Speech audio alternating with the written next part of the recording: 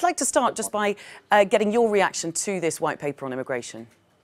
Well, my first reaction is that it's late, very late. It is a year delayed anyway, but the debate about immigration is only starting now, when it should have started 3 years ago before the referendum.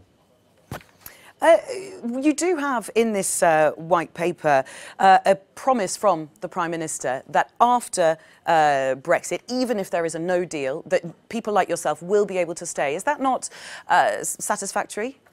It's exactly what you said. It's a promise. It's not a guarantee. And as Stuart MacDonald, a MP, said in the House 2 days ago, it's a promise that's here today and gone tomorrow. And can be changed at the blink of an eye. And that's exactly what we're worried about in case of a no deal.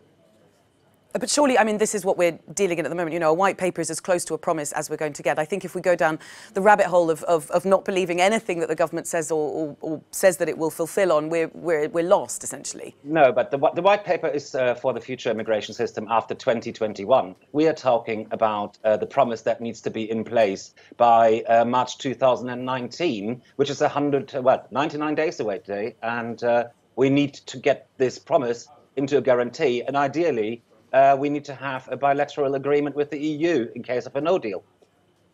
For people like yourself, just explain how does it feel to have been living in the UK for the last year or two, and what are your main concerns when you look ahead at the immediate future?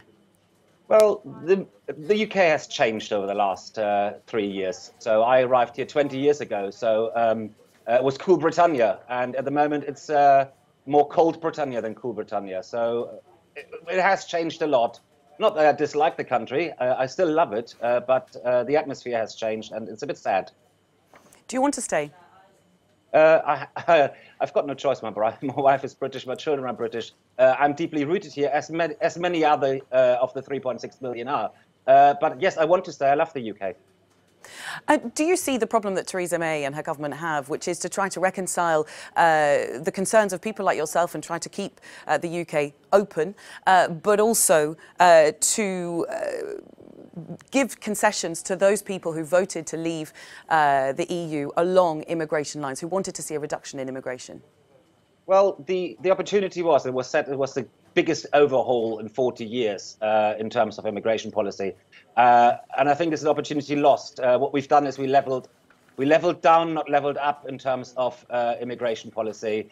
We're putting now the restrictions that are in place for the non-EU migrations on EU migrants as well. So it's not an improvement, it's actually getting worse.